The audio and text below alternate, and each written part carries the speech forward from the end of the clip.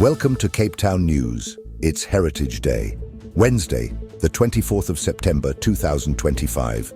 And here's what's making headlines in the Western Cape. Free entry to nature reserves on Heritage Day. Edgemead residents fight proposed improvement district. Mayor pushes for cell phone jamming at Pollsmoor Prison. Cape Town reviews traffic bylaw after 15 years. Currie Cup champions stars to train with Stormers. Killarney robot racing set to thrill Cape Town.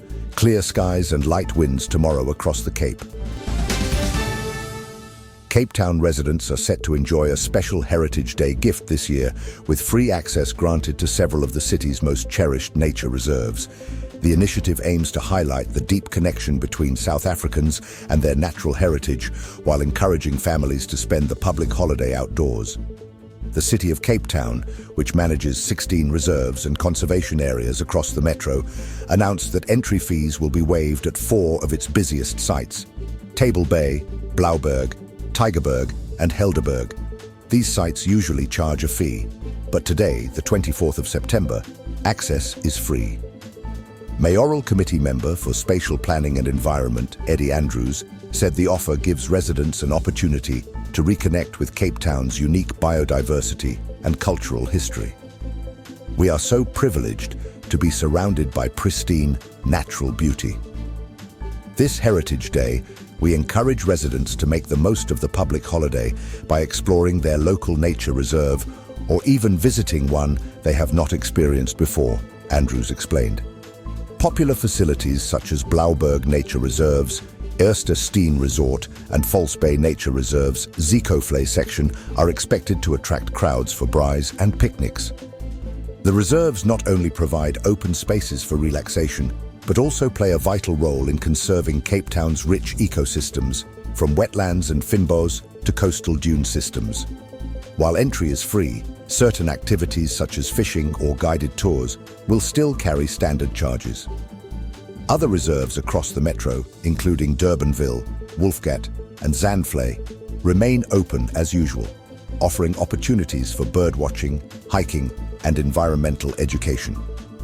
With the city promoting these reserves as living classrooms and vital community spaces, officials hope Heritage Day inspires more residents to support conservation efforts throughout the year.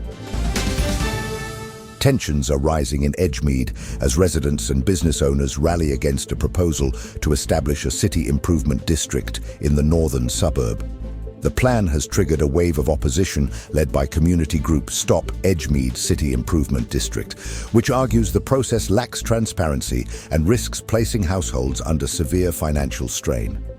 The proposal would require property owners to pay a monthly levy ranging between 200 and 500 rand plus VAT for 5 years, in addition to existing municipal rates and taxes.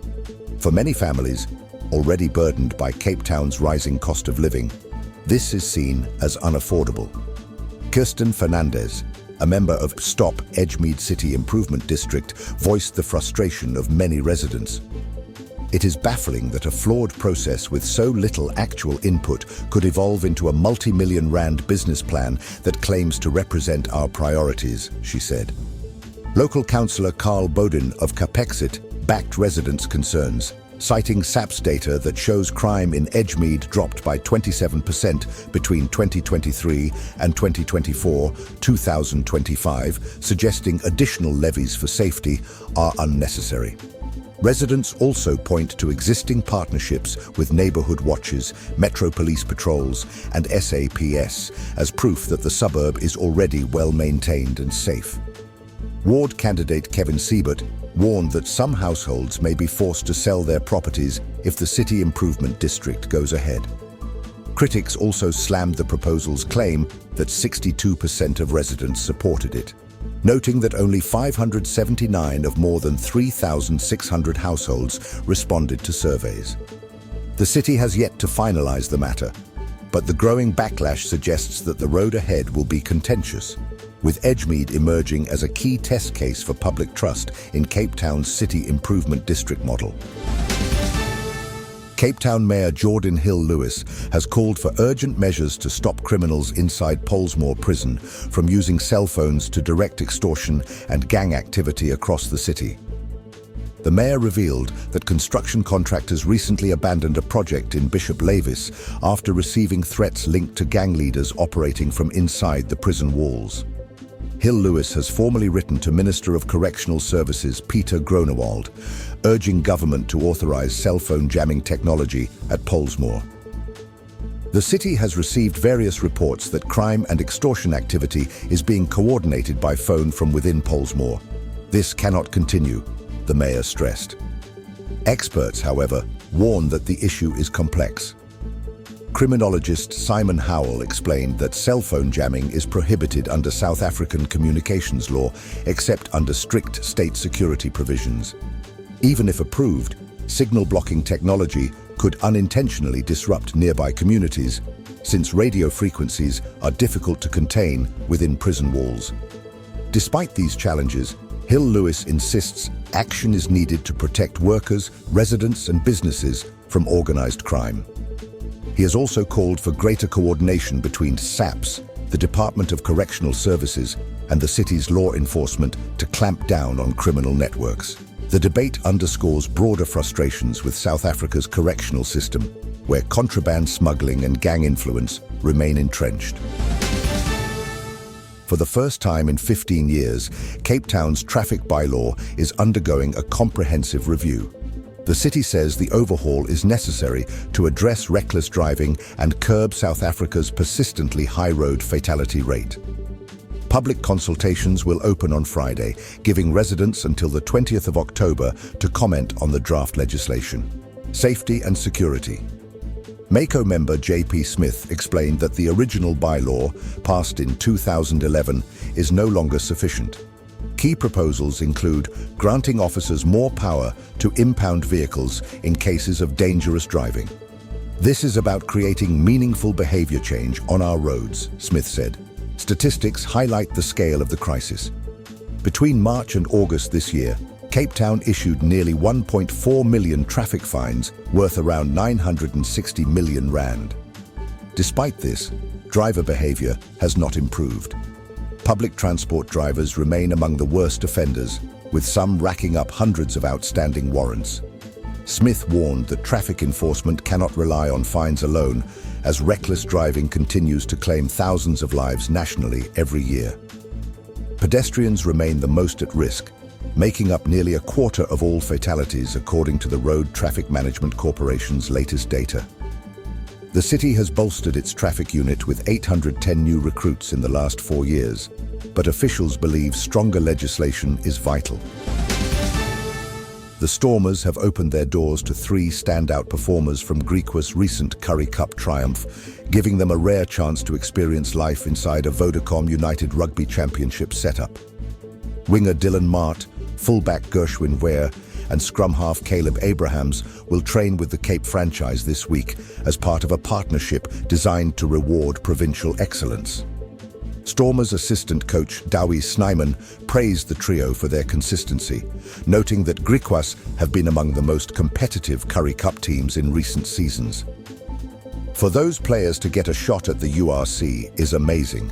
They've really put their hands up and deserve this opportunity, he said. While the call-ups are not formal loan deals, the exposure will allow the players to measure themselves against some of the country's best talents, including Stormers stars like Warwick Gallant, Sacha Feinberg Mngomezulu, and Evan Roos. For Mart, Ware, and Abrahams, the experience could pave the way for professional contracts or national selection down the line. The Stormers are set to begin their URC campaign this Friday with a blockbuster clash against defending champions Leinster at DHL Stadium. With Cape Town fans eager to see fresh combinations and attacking flair, the addition of new energy from Griquas' champions has injected even more excitement into the build-up. Cape Town's motoring enthusiasts are revving up for one of the city's most thrilling spectacles, Killarney's robot racing, headlined this month as Honda versus the World. Scheduled for Wednesday, the 15th of October, the event promises the closest thing to legal street racing, set in a safe and controlled environment. Robot racing, launched in 2016, sees 2 cars line up at a red robot before hurtling 402 meters to the finish once the light turns green. The format is simple. but the atmosphere is electric, especially under the floodlights at night. Up to 260 participants are expected, with thousands of spectators ready to fill the stands. Organizers say the event was created to curb illegal street racing by giving car enthusiasts a legitimate space to test their skills. Western Province Motor Club spokesperson Terry Philander said the initiative continues to save lives by keeping racing off public roads. The October edition will feature roaring engines, smoking tires, and Honda's finest going up against a variety of challengers. Participants need only bring a roadworthy vehicle, helmet, long-sleeved clothing, and a valid license. Entry for spectators costs 70 Rand online or 100 Rand at the gate, while children under 12 get in free. Food stalls, live commentary, and the chance to witness quarter-mile sprints under Cape Town's night sky make robot racing a must-see family outing. Here is your money, commodities, and crypto updates. Starting with major currencies. The US dollar is trading at 17 Rand and 26 cents. The British pound stands at 23 Rand and 39 cents. And the euro will cost you 20 Rand and 34 cents. Moving to the commodities market, gold is priced at 2,085 Rand and 2 cents per gram. Silver is trading at 24 Rand and 37 cents per gram. Platinum is valued at 823 Rand and 74 cents per gram. And Brent crude oil is trading at $67.11 per barrel. In the cryptocurrency market, Bitcoin is valued at 1,935,651 Rand, while Ethereum is trading at 72,204 Rand. Ripple XRP is priced at 49 Rand and 19 cents.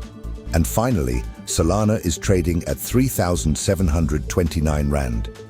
Keep in mind that these numbers are based on the latest data, but may still change as markets fluctuate in the course of the day. Tomorrow brings fine and cool conditions across the Cape. Cape Town will see clear skies with temperatures ranging from a morning low of 11 degrees to an afternoon high of 19, with gentle southeasterly breezes reaching up to 20 kilometers per hour. Paarl and Stellenbosch will share similar conditions, both reaching highs near 20 after cool morning starts of 10 and 11 degrees.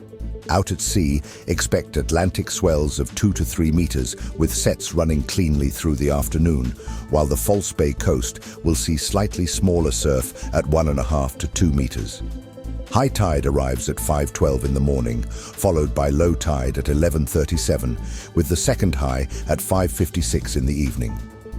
Sunrise is at 6:20 and sunset at 18:45. A perfect Heritage Week evening lies ahead for family braais or a coastal stroll. With that, we conclude today's bulletin, and now you know what's happening in the mother city. Thank you for watching Cape Town News.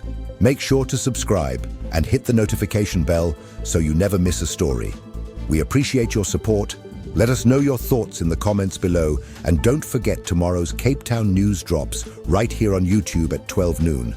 Meanwhile, stay safe, informed, and connected.